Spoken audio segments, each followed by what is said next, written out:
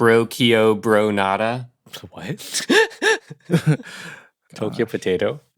Tokyo Patata. Toy Story 4. Tokyo Frittata. Oh, sign me up. I'm Wilson Lai. I'm Benjamin Yap. I'm hungry now. I'm Eli Sands. And you're listening to Deep Cut.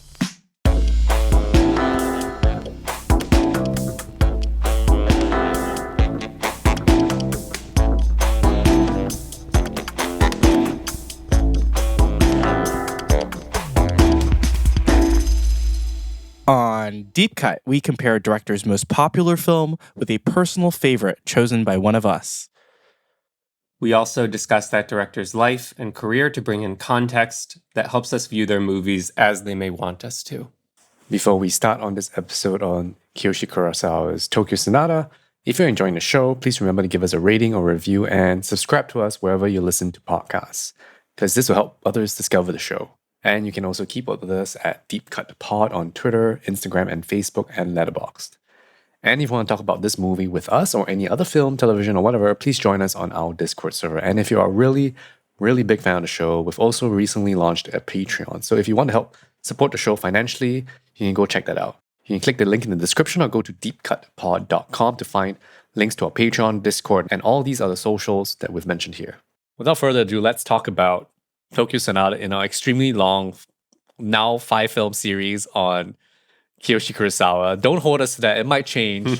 But currently we're planning to cover 5 films total from the master himself. So That makes it our largest miniseries, right? it is our largest miniseries, exactly. Oxymoronic. That's true. So today we're going to be talking about 2008's Tokyo Sonata directed by Kiyoshi Kurosawa. And I'm just going to quickly give a summary and then we can just go straight into talking about this film, honestly. Cool. So Tokyo Sonata is a domestic drama, which is one of the big reasons I wanted to cover it, because it's a little bit not similar to the rest of Kurosawa's filmography, which is largely horrors and thrillers, but there's a few of these domestic dramas in here. And so I guess I brought both of the big ones, License to Live and Tokyo Sonata. Yeah, you did. Because I always love an outlier.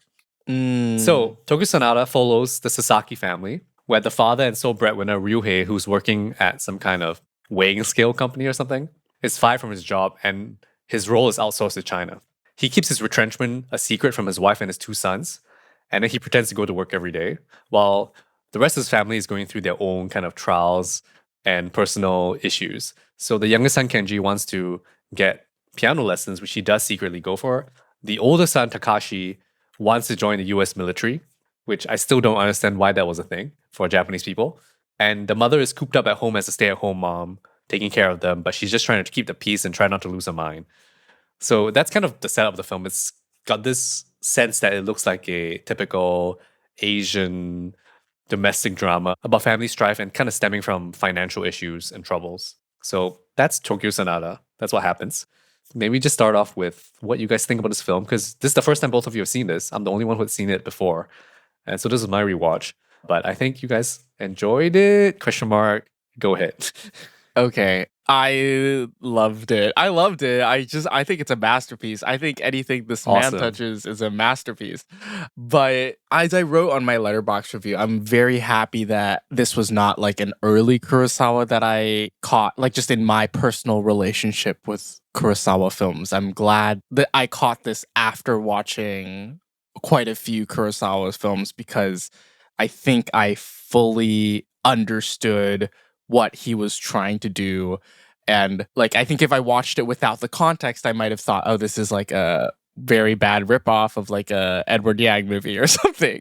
But now it is like EE, but like sort of the tethered EE, or like the demented, depraved EE, which I think is so fantastic, because you have a sort of similar structure of a family that sort of gets splintered, and we follow each of these family members as they go through their own trials and tribulations, and then sort of reunification at the end of the film.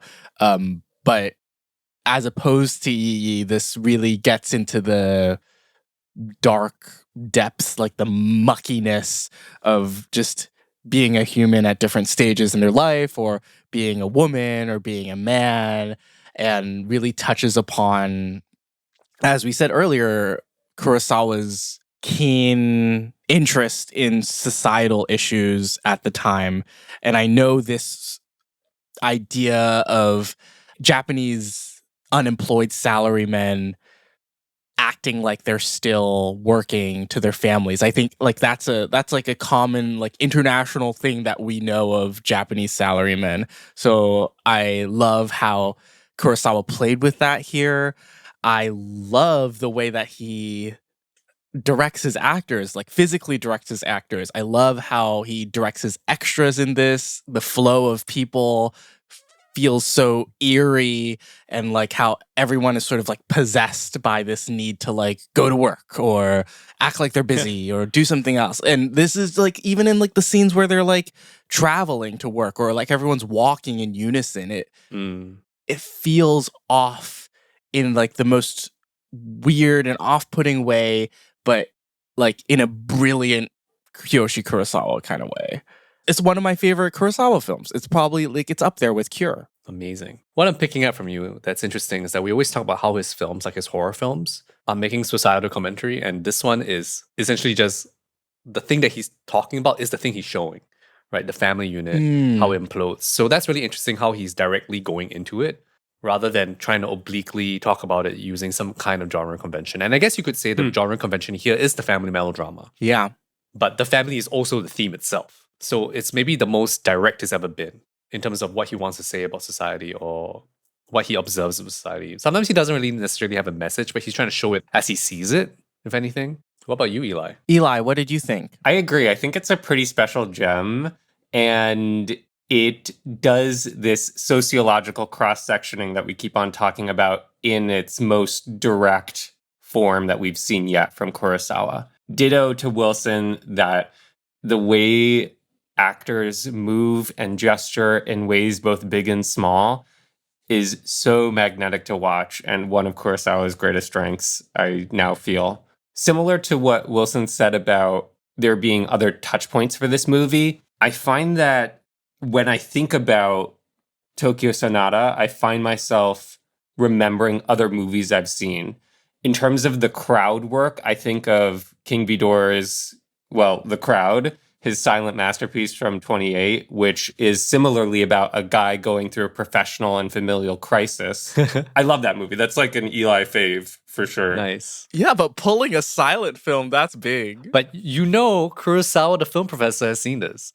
Exactly. That's what I was going to say, that like he's pulling from The Crowd, from Metropolis. I know that this comes later, but I found myself thinking of Monster for like the teacher-student dynamics. I found myself thinking about kind of the deadpan physical comedy of Takeshi Kitano, which I know I've already cited in this series. When a guy goes running in a goofy manner and then trips over 5 piles of trash, I'm gonna think of Takeshi Kitano. But Ben, referring to him as a film professor feels very on the money. And, of course, I thought about Ozu at first. And then I was like, oh my God, this is nothing like Ozu. Yeah, Tokyo Story. The title. Mm-hmm. Yeah, there it is. And he still manages to make it very much so his own. Yeah. Oh. It's upsettingly bleak and also funny at a lot of points. Mm-hmm. I really was talking to the screen as I watched, like, oh my God. Yeah. Yeah. Really, some of the violence at home is excruciating to watch. Oh, it's so rough. Yeah.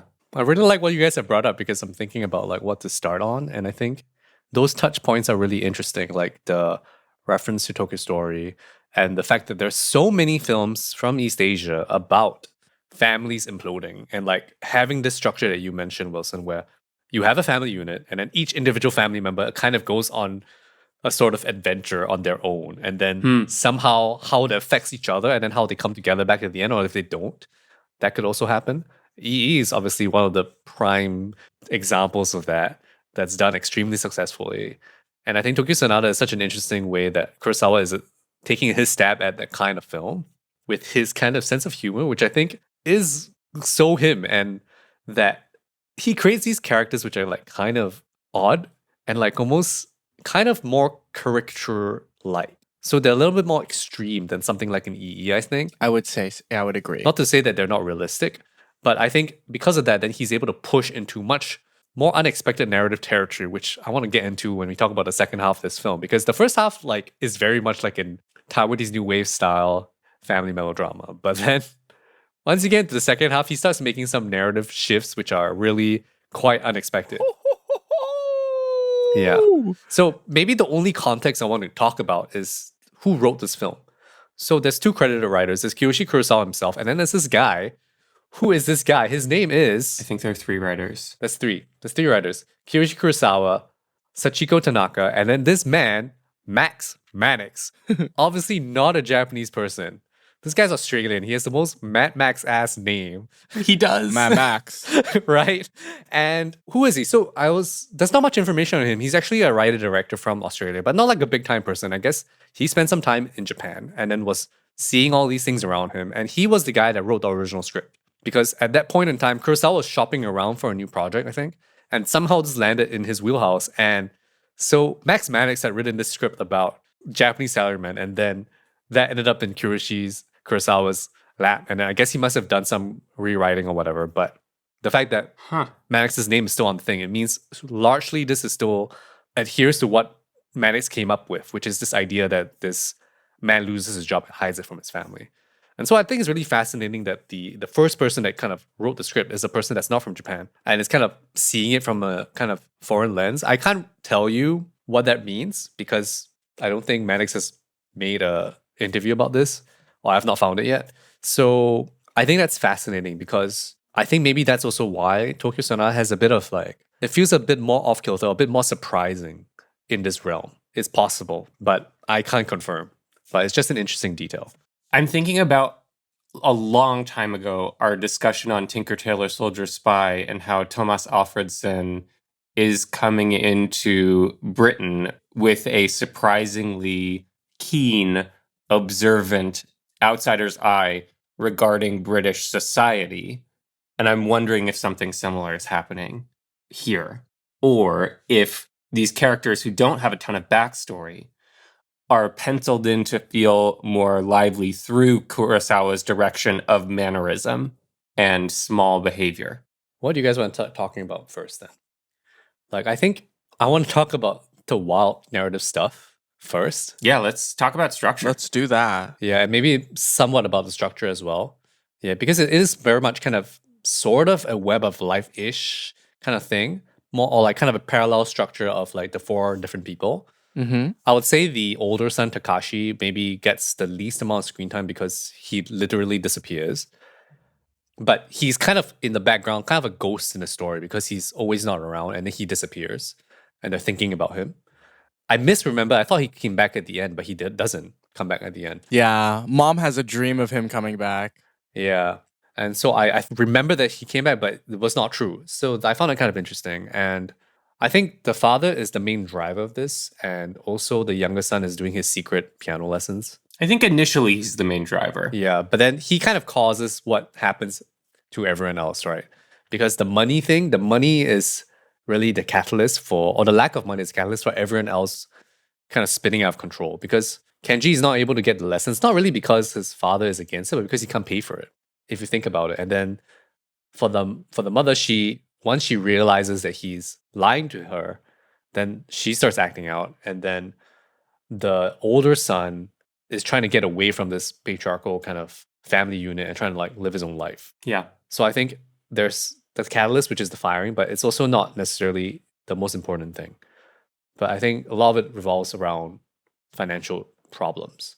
Yeah, but in that sense, it's a pretty simple parallel narrative structure. But then you always come back to the home where like they come together and like have dinner and talk to each other. One of my favorite scenes is when he drinks beer at the dinner table. Oh, yeah. And they all wait to eat until he says, let's eat. He drinks his half cup of beer and then says, let's eat. It's such a great visual way to show how patriarchal that structure is. And I'm sure is in a lot of family units in Japan. Yeah. Where the father is the sole breadwinner. And so he has control because he brings in the money. But because we know from the very beginning, he's not bringing in the money. So you see the play acting he needs to do to maintain his authority. And he he really cares about the authority that he has in the household. And the fact that he makes the money gives him the authority, but he knows he's not making the money, so he doesn't deserve the authority as well in his own frame of mind. Yeah. A very smart and important move that this movie makes is that it doesn't pin the problems at home solely on him not making money. It's clear that they're not happy already with the existing system, even when the father is employed and pulling in good money. Kurosawa, in his construction, always finds a way to point back out to the social structures. And here it is, you're right, very much so patriarchy and his need to set the agenda of what everyone does at any point based on things that he's running entirely in the background that they don't know about. I think something to think about in terms of this coming from a foreign perspective. I think inside Japan, that patriarchal structure is more, not say accepted, but something that feels natural. Yeah. It's commonplace. Commonplace, yeah. So this film is very aggressively attacking, I think, that patriarchal structure in a way that's different from like something like Still Walking, which is also commenting on it, but is not really saying, or like not putting it on like, not really trying to criticize it that heavily. But this one I think really criticizes it very heavily with such a aggressive and somewhat obnoxious father character. Yeah, he is pretty insufferable. Another tool that Kurosawa uses here is narrative range. What characters we get exclusive access to or see a side of their perspective separate from other perspective characters. So in Cure or in License to Live, we experience that critique of patriarchal norms through male characters. And we see the rot that Detective Takabe in Cure goes through because of the way that he lives. We see the way in which the family in License to Live cannot stay together because of the actions of the father and the brother and the boyfriend. But here, it's different because we do get more access to the mom and exclusive access to the mom at some points. And she winds up driving a large part of the second act. No pun intended, but literally driving. Drive my stolen car. Good for her. Yeah, I felt like these moments that were sort of like building up to the big fight in the house, like the dad slowly drinking and pouring the beer, or him initially telling Kenji that he will not pay for, he's not allowed to do his piano lessons. We're all building up to that big argument where he pushes Kenji down the stairs. And I think in that argument where he hits him and he like shouts at him, and the wife reveals to him that she saw him lining up for free food. And that enrages him even more, is like just the perfect like center point of the film. And after that, the branching out really truly begins to happen, because they as a unit do not see each other until the end of the film. Basically, they all go their separate ways, and then a lot of things happen in each of their lives, and somehow like miraculously they find themselves back together again. I think it's a miracle that they end up back together. I don't know if Kurosawa is saying something about the true power of familial bonds or love or whatever. I don't know what it is, or it's like society is forcing these people back together just by like karma. But like it's that moment, that big fight is kind of a masterclass in like screenwriting, but also like directing actors. It's just a fantastic scene, and changes the course of the film. There's a great DVD feature that you can find on YouTube about behind the scenes of this entire movie, and they talk about that scene, and it's really interesting how they do some of the stuff, like how he does the staircase, falling down the staircase. Yeah, how did they do that? So how did they do that? I was so fascinated by how they did it, because there's so much more CG in this film than you think. And also like in the camera trick. So they have the actual boy roll down the stairs, but how they do it is he's also tethered. So they remove the tether that he's on. Okay. But of course you're thinking, okay, but if you go down the stairs, hit first, you're going to hit your head. We literally see him hit his head. They put a piece of plexiglass across the entire stairs. So it's like a slide. So the tether slows him down. At the end of the stairs, there's like a fake floor. So they put some kind of padding on the floor. They cover with some kind of veneer so that he has a soft landing. And so they digitally remove both the tether and also make it so that you can't see the plexiglass. So it's just a slide. And so, because this whole thing's on a set, this whole house is on a set. It's not a real location that they're shooting in, which is also interesting because we also know how much time he spends looking at everything. So they really had to build the whole set so that he can shoot it like it's a real place, which is very like Kurosawa. And I think it really feels like a real house, even though it's a set. Yeah, so that's really interesting how they get him to roll, to slide down the slide. Although, I think he really hits the guy's head really hard. Because there's like a video of... You mean the boy? Yeah, there's a video of him icing his head. Oh, no. Yeah, I don't like that either. But I was like, okay, I guess they didn't talk about this properly. But anyway, yeah, but I found it very fascinating how by doing all that CG, it's so that he can show it to you in camera, so it feels more real. Right? There's a very realist cinema approach to a lot of the film. Yeah. And the fact that he's able to sell it to you like he really looks like he's going down the stairs. Yeah. Shows you that that's what he really cares about. And the video is really interesting. You can see what Kurosawa is really interested in when he's thinking about every scene. It's fascinating because there is a realistic cinema approach, but then Kurosawa still has his actors do crazy shit on camera. Like that is like still there, but with this context of a realistic cinema thing. It feels so like it's hard for me to wrap my head around it because there's just so much precedent to family dramas that feel and look natural all the way through, but Kurosawa sort of picks and chooses what he wants to keep from that trope of filmmaking and what he decides to inject as his own.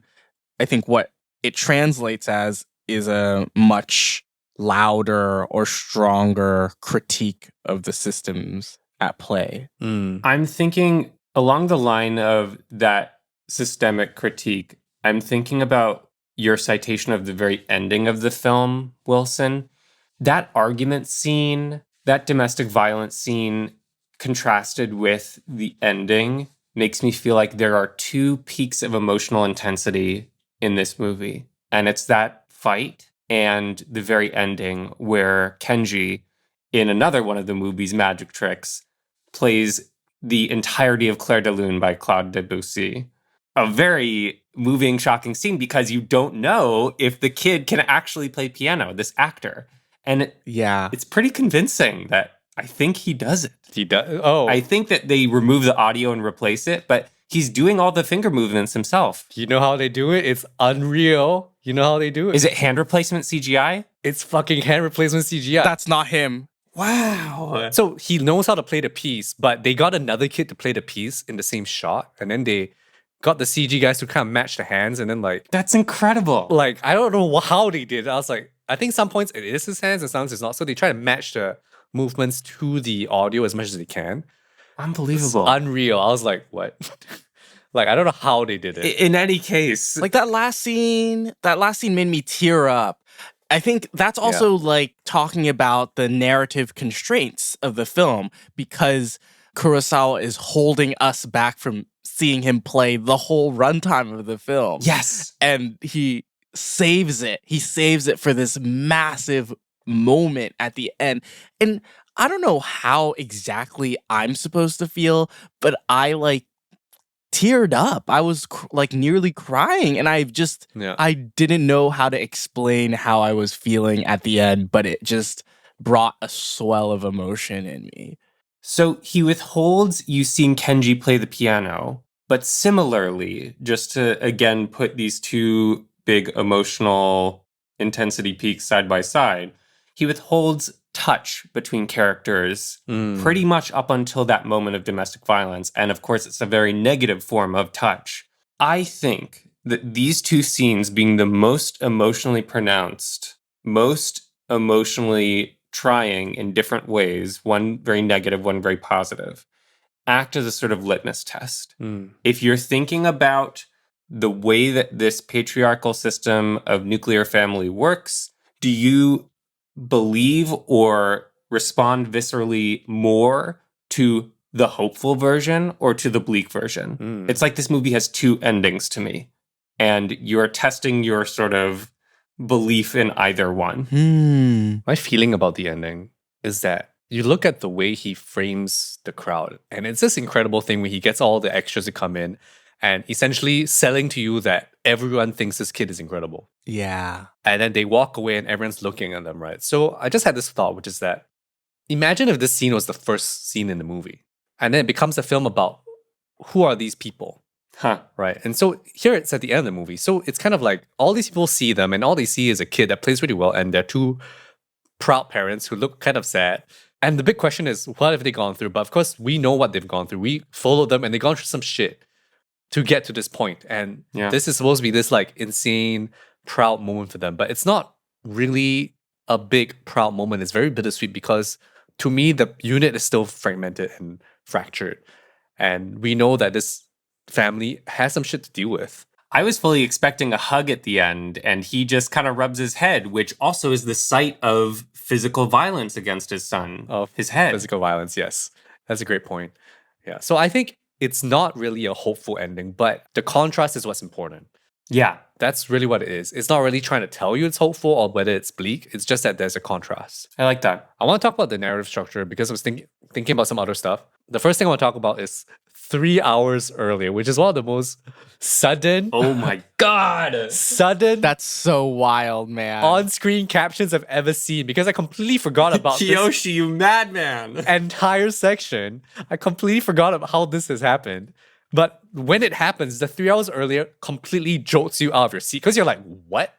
Because it's breaking the rules of the way this thing is structured. This happens after you have the father who's now working as a janitor or toilet cleaner in the mall. Right. Runs into his wife, and you're like, okay, this is the big moment where she finds out and then something's gonna happen. But he's like, no, we're not. This is not important.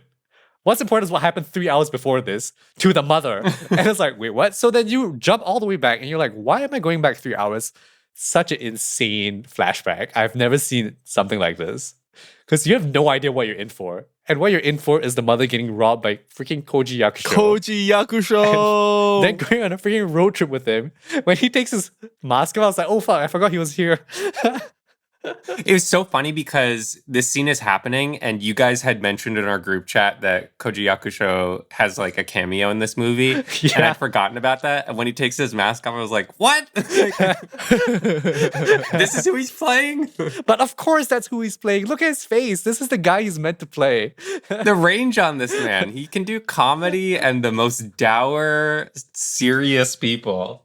But this is such an interesting section because I think it leans towards something that's less domestic, less typical, because it's also playing with some much more dangerous territory because there's like a attempted sexual assault as well.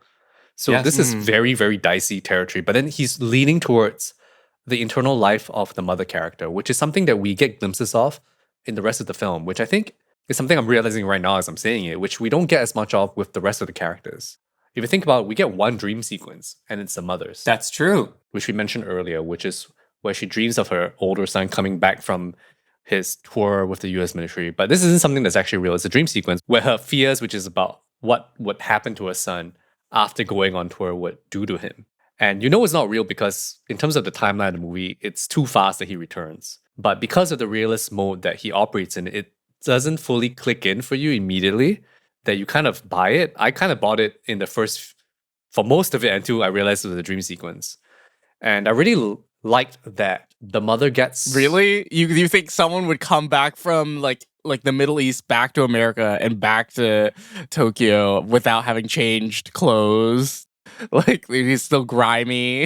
It was like a huge time jump. Yeah, but he's all grimy, yeah. I thought that this was just in the grammar of the movie because there's so much melodramatic rising and falling, luck and bad luck and luck and bad luck. Yes. But I also think about how early on in the film, you have the mother doing the thing where she asks her husband to pull her up. And I really like that scene. That's such a great scene. Where she says, somebody pull me up. And that's just something that I think immediately characterizes it. And you understand what she's thinking about immediately. Yeah. So great performance as well. And I think her having more of an interior life makes sense because she doesn't have much other people to interact with outside of the family unit.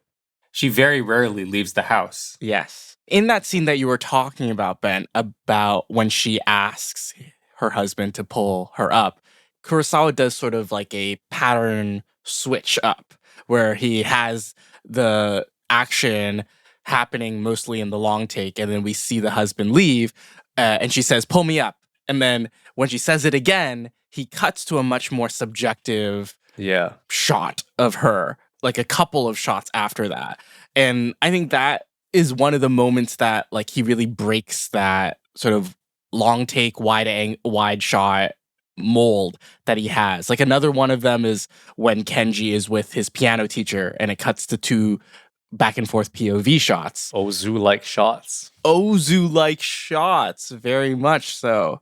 I'm just fascinated by the filmic language of this movie because I think he's not only playing with his own tropes, but he's also playing with like stylistic tendencies of movies of this type that he's drawing from. I think the discipline that he has using mostly longer takes from wider shots allows those moments to really stick out and really make you pay attention. And I think that's something that he's done mostly throughout all his films, whether horror or domestic, where he really goes in close only when he feels it is necessary. And I think that discipline really helps anchor those moments as critical and key moments. And even if you don't think about it immediately, then when we talk about it now, you know that they're outliers and that they're trying to signify something or at least make you pay attention to something.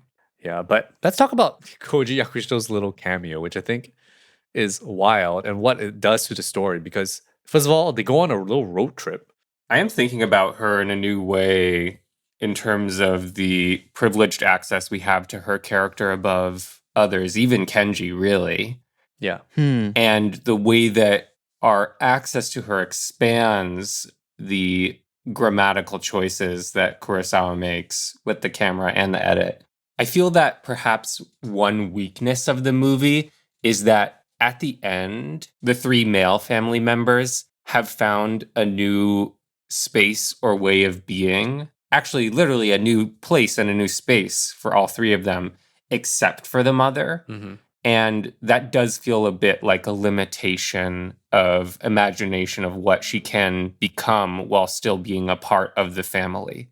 At least it would be nice to see a change in how, at the start of the movie, she is the one who does everything for her male family members, and no one lifts an arm to help her or lifts her arm to help her.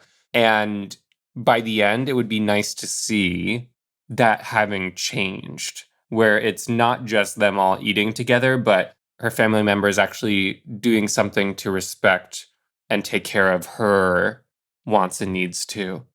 But you know what? I don't think he wants that. I think he wants to tell us that she makes the active choice to return back to her family. Like, I think that whole, like, shack by the beach, her questioning the choices that she made in life, and then making the choice to be like, I'm going to bear the brunt for my family, and I'm going to be the one that keeps this family together. I'm going to be the one that accepts my husband being a cleaner. I'm going to be the one supporting my son who wants to do piano. I'm going to be the one that not getting pissed off at my son for going off to fight a war for one side and then for another side. Like, to me, she is the crucial part of this, like, that is keeping this family together. And her selfless, like her sacrifice or the choice that she makes to return back to it is the clinching moment. It's a moment you understand, but it's also a moment that's so deeply like sad to me. Yeah. If that's her choice, then I want to see more respect from her family members for that choice. But I think the point is that they don't. I think they don't see it. And I think the point being made is that in this kind of family unit, a lot of the times the mothers are the ones who sacrifice the most, very thanklessly. And I think that's very much, par for the course for this kind of story and also in this kind of thing in real life. And I think that's maybe what Kurosawa is playing with in this case, I think. But in an otherwise, I think overall optimistic ending, even though, as we've said, it's not perfectly hopeful, in an overall optimistic ending, it does feel still to me like a limitation that the way she's treated at home doesn't change a ton. That other family members get more optimism than she does. Like, would both of you say that this ending is optimistic? I don't think it's optimistic, but I've said my piece on that. I think it's tenuous. It's a tenuous ending. I think I would agree with you on that. If they were to try to give the mother more of a, I don't want to say hopeful, but like more of a possible change that would positively impact her life. Doesn't mean her life is good, but like just a change. It would be difficult for her to remain in that family unit. And so I think it only makes sense that she has to be the one sacrificing. Because you know how you thought that there's a chance she elopes with this robber? Yeah, this was a message I sent Wilson and Ben as I was watching when she gets in the car with the robber, and I was live tweeting my reaction to all the craziness. Eli, just keep watching. It's a possible narrative direction, but I think too crazy. But I think the fact that that goes into your mind shows that for her to even escape this orbit of the family life would require her to make a pretty drastic action. Like a doll's house kind of choice to leave entirely. But I think the fact that she gets that narrative action, even though she doesn't go all the way, so-called, into such a drastic action, but she gets to have maybe the most out there narrative path compared to everyone else, gives her maybe one of the most interesting events. Not good for her on a life level, but on a dramatic level, really interesting. And she does perhaps make the most active choice in the end, perhaps aside from the father ditching the envelope of money that he found. And honestly, she's the only character that actually actively reflects on what's going on. Right? Like you think about her at the shack and she's questioning her life and she's looking out into sea. She's really questioning what's going on. Or like the fact that when she sees her husband, she has to make the active choice of not telling him immediately. And so she's holding so much internally, which the rest of them are just being themselves, going through some shit. But she's like going through it and she's also reflecting and figuring it out in her head. So even though she's a passive character, she, I think, has the most active internal life. The father character is really such an archetype. He's just being an archetype almost throughout the movie. Yeah, it's so simple. And the son's just like, I want piano lessons, and he does piano lessons, and that's kind of it, right? But she's the person that's really the observer character more than anything. Yeah, maybe what I was viewing as a weakness of the movie is just a purposeful textual reflection of what's wrong in the rest of the world. Yeah. And the system that the movie is critiquing. Yeah, I think so. I mean, that's a wild narrative beat. And this is really where a lot of the humor is, I think, for the film. Because he's like as a robber, so ineffectual. He's such a doofus. And then he lets her go to the bathroom and then she comes back. Like, why does she come back? Like, she's also kind of making quite ridiculous choices, but I think it shows you that she's like going through some shit. But I also love the whole idea that she goes on this kind of joyride in the convertible, which they set up early on. Right. Which is an interesting kind of like twist. Oh, the convertible moment is so great. That was the specific moment when I thought that she was going to elope with him, by the way. But there's like this playing with the expectation of like what a romantic getaway looks like, which I think is really funny. And we know that Kurosawa has this weird sense of humor. And I think you see in all these kinds of moments. And kind of Yakusho, the robber, being kind of like this self-hating robber who thinks he can't get anything done. Which is so like such a strange little characterization. Yeah, but I think the fact that it brings you to the beach and it lets you have these moments where the mother is like looking out to sea and then like spending night at the shack and just like fully submitting to what is happening to her. While also resisting the trope of it being an erotic escape. It is not about that for her, and she refuses his advances and clearly his attempt at assault. Yeah. And I think he's kind of like pushing into the territory of something much more about trauma, but I think the fact that he pulls back and kind of sticks to the comedy of some of this, where it's less about how this is such an outsized moment for her. Like, this is such an atypical thing to happen to anybody. Fair. But the most important thing is that it gives her space to think about her life more than anything.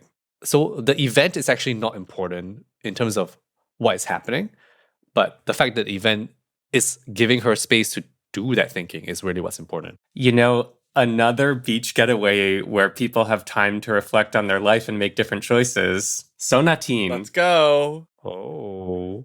I knew it. My man Kitano. Maybe we gotta do Katana. We could. Yeah, there's more similarities than you think. Like between Kurosawa and Kitano, just generally. I think visually, there's quite a few similarities. One is funny bleak and the other is bleak funny. Mm. I wanted to talk a little bit about the crowd scenes actually, because we talked about some of the interior scenes, but the crowd scenes are really good.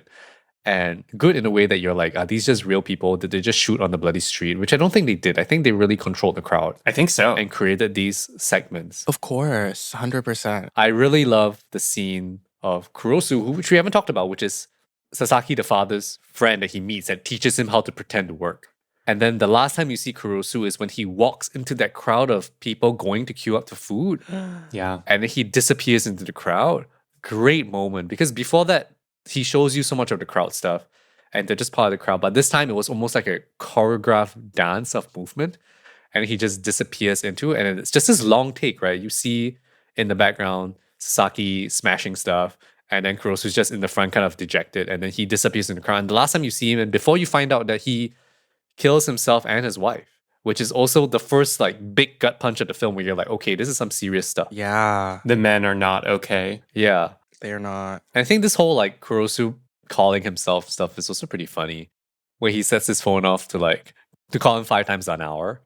Because you mentioned that reveal where it's implied that Kurosu killed himself and his wife, I feel it's on purpose that it doesn't explicitly say who did the killing. It put into my mind the option that it could have been his wife who did both, which would speak to Wait, doesn't the person say that he killed them both? the passerby says that, The neighbor or something. yeah, the neighbor who the father talks to Yeah. says that one killed the other, Oh. but she doesn't say who did it, which I think is interesting because it speaks to, again, how this overall pressurization of the nuclear family is hurting everyone involved and leading everyone to worse actions. Yeah, and then like that final gut punch of like those choice 2 shots where the daughter of Kurosu and his wife walk by Sasaki and like just looks at him. It's devastating because she knew from when he visited the house because she's the one that asked him, "Oh, it must be hard for you too being unemployed." Well, not she didn't add the being unemployed, but that was implied. Yeah. I think it's a good mirror story as well. Kurosu and his family. Cautionary. The first half of the movie is kind of the arc of Kurosu's family, which is something that the father can see. And he can see that that's something dangerous that his path could go down, right? Yes. So I think that's a really good use of that kind of hidden parallel narrative. Yeah, I agree. I think what's interesting about these parallel narratives is that at least it speaks to like how they're not alone in the way that they are suffering. All of them know somebody else that's, maybe with the exception of the mom, know somebody else that's trying to figure out what's going on. Like the mom doesn't really get a so-called parallel character to learn from. Her parallel character is the robber. Or the audience. Or the audience, yeah, maybe. Possible. Whereas the father has the father, and then Kenji has his young friend who is getting beaten up by his father, wants to run away from home. And Takashi has this one little scene where he's with his friend and they're both trying to make money doing, like, giving out stuff, right? So in a way, you can kind of see the US military thing as kind of acting out because of him seeing himself having limited means or limited options in his future, Right. right? And I think a lot of the films, the domestic drama films from East Asia, always kind of circle around these like major financial crises. And like this film doesn't name drop the financial crisis. It comes out in 2008, but there's the Great Recession in 2008, but there's also the big one, which is Asian financial crisis in 1997. And you also have a dot-com bust in 2000. So like these are like major things that happen and like massive layoffs were happening. And I think having these crowd scenes of him going to look for employment or to sign up for unemployment, these things really like speak to a larger problem that's happening, so that the family is kind of emblematic of what's going on, which I think also is within the wheelhouse of Kurosawa when you think about how For sure. the story he's talking about is signaling the larger rot within society. I was thinking about how distinct that unemployment or like jobs. I don't know what office it like job search office, the staircase that leads up to it. The work happy. Yeah. And like how run down it feels and how like you just feel so present in that line. I think it's a combination of how well he chooses and dresses his extras, but also the way that the camera sort of lifts and pans at the same time to just show the expanse of who's waiting in that line. I think out of all the crowd scenes, those specifically really got me. It's terribly demeaning. There's also the line when they're queuing up for food, and he has that one shot where he tracks through the whole line. Oh, yeah. And you see all these dudes, and there's some people dressed pretty funny and like different in that line. Yeah, I was looking at some of their fits and I was like, wow, costume. It's pretty good. So that's pretty interesting.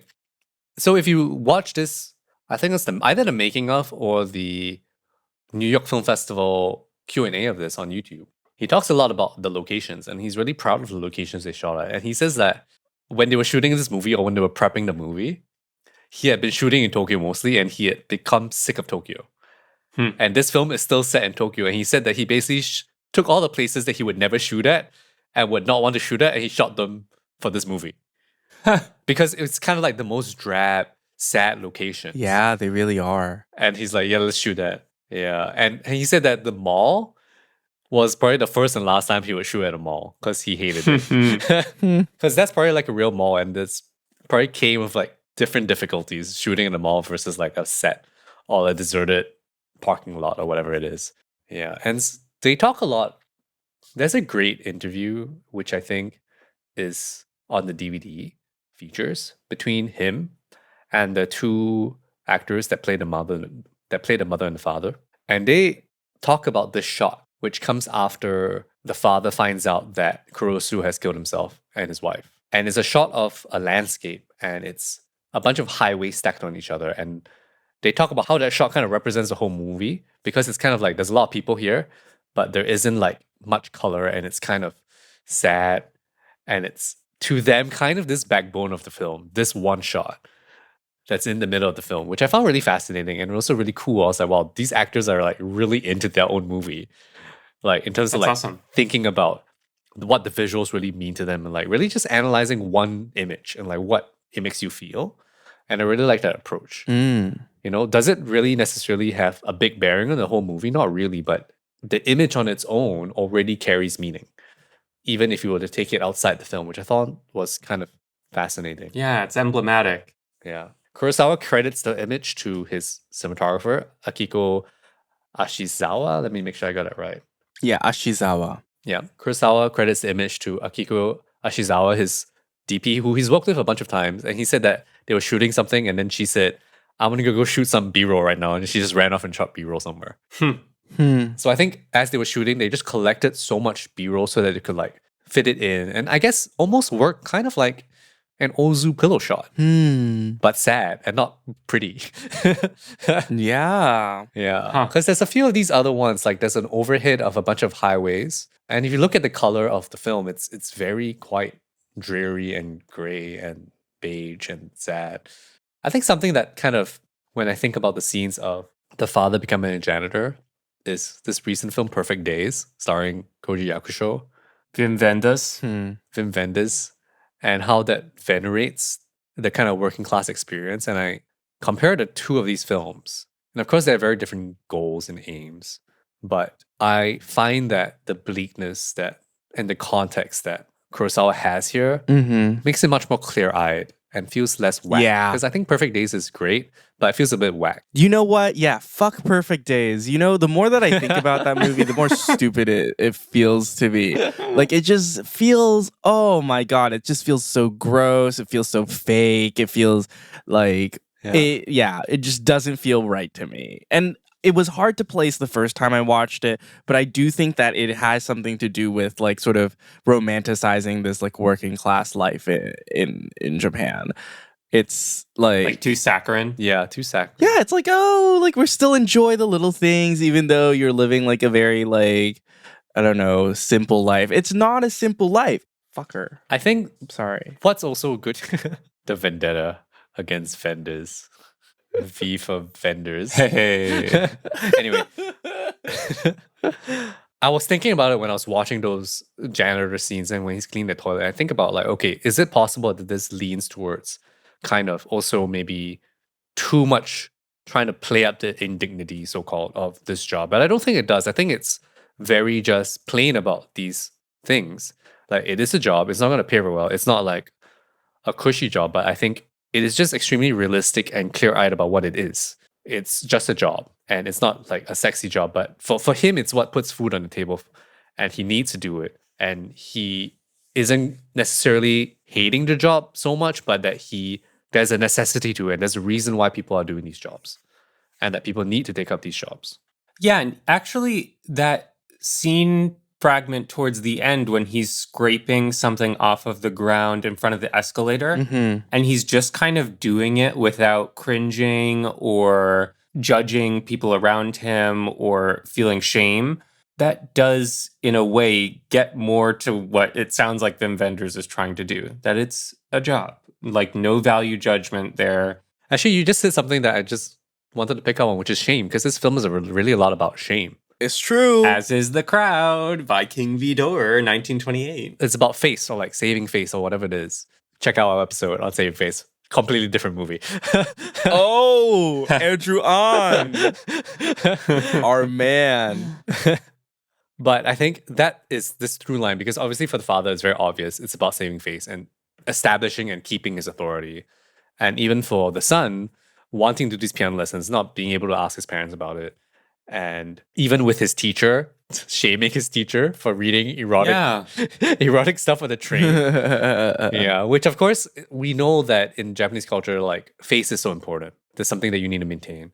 Yeah, so I think that through line, that thematic through line really runs throughout the thing. Or like even Kurosu's whole very, very elaborate act of pretending to be employed shows the degree that he cannot face up to the fact that he's unemployed. And putting down Sasaki at the dinner table, which his wife is obviously like seeing way through. Yeah. So, do you guys have anything else you want to talk about? I'm going to go into the big question. I'm pretty good. That covers it pretty well. Hour. Yeah. Yeah, I'm good for you to go into the big question. So I guess the last thing I want to talk about is knowing that Kurosawa has all these horror films and thriller films under his belt, then for this film, where does that show? Like, where is the horror? Or like, where does he tip his hand and be like, yeah, I'm still here. I'm still Kurosawa, the horror filmmaker. I'm thinking about that.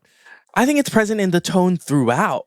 Like, I think even when the film presents itself, we are presented with this massive like storm that's happening, right? And the shot right before the title card that like sticks in my brain is the mom opening the window and just like is like still. She's still and she's just looking out at this like raging storm outside. And like just looking at that shot, no context at all. We don't know what is happening. But you're like, what? Yeah. What's up with her? Like, why is she acting this way? And it's about like all these like actors taking like the extra second to just not move or like do a weird turn or like just walk too rigidly that something just feels weird and off-putting. Like I said earlier, that I think that is what makes Kurosawa's horror films so unnerving, but also adds to this uneasiness that you feel watching this family disintegrate. I think what I pick up on in terms of like what he's carrying from his horror filmmaking is, as I was watching, I was thinking about how I love what he does with his like Cure and Pulse, where he's like, what's happening in the door in the back? And I was like, where is this happening in this film? Like, where is that kind of happening? So I think the most obvious one is when the father gets hit by a car. That happens deep in the shot. And you can kind of feel it coming, right? Because he's walking straight into traffic. Oh, yeah. But that's something that happens deep in the shot. But I think the other version of that is the thing that we've already mentioned, which is Kenji rolling down the stairs. Because the stairs are in the shot. Yes. They're in the location. And I think because he has such strong sense of the contiguity of space, Yeah. then that he comes down is like obvious and also surprising, but happening within the shot, not as a cut. So these things I think stem from that kind of way that he approaches horror and thriller, where it's like the thing that's surprising is happening within the shot rather than the opening of the shot. Yeah, that's a great point. Whereas in his more straight up horror, he often glances away from the more overt, horrible thing, like cutting away from the first forbidden room in Pulse, or cutting away right when the main character's friend fades into the shadow on the wall. In Tokyo Sonata, I was fully expecting, after the son and father go upstairs, I was fully expecting there to be off-screen violence that we heard and the mom to go like running upstairs. But it's shocking that he shows you the worst thing happening. That the son's body comes back into frame from the top, from the stairs. It's very shocking, and it's like an inverse of his technique of pulling away. I do think on this question of where's the horror, though, the flip of this is also useful. That in the horror movies, where is the domestic melodrama? Yeah. And in a way, I'm starting to view Kurosawa more as a melodramatist. Director, yeah. Melodramatist? Melodramacist? Melodramatist. We're coining it here. You heard it here first. He's a melodramaturg. I don't know. Melodramaturg. That in all of his movies, things go perfectly wrong. And if something goes well, it's to tee up something going wrong later. In Pulse, the two characters we've been tracking separately meet up, and it seems like a victory, but it leads to what likely is going to be the ultimate destruction of the entire planet. And in License to Live, when the family gets back together almost entirely, it's so that the final fragmenting apart ultimately destroys the main character there. So yeah, he's so good at cooking up these situations and executing them in a way that brings out the worst. And that's what makes for such a sharp social critique in his movies. It's a key component, I'm realizing.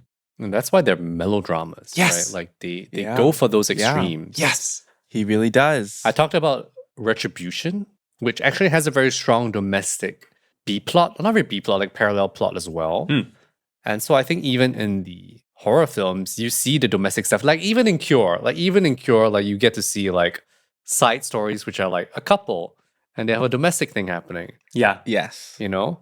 So it's never, I think on paper we say like, oh, it's this huge outlier, but it's really not. Like he's really quite comfortable in this domestic space because his horror also happens within domestic spaces. Yes. So this is just a version in which it's just real. Like it's just real stuff. It's not, there's no monster or like no psycho. It's just real people. I guess Yakusho is kind of a psycho, but I don't know. Society is the monster, man. Yeah.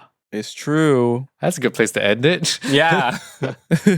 Check out our monster episode. Sponsored by Monster Energy Drinks. Oh. I wish.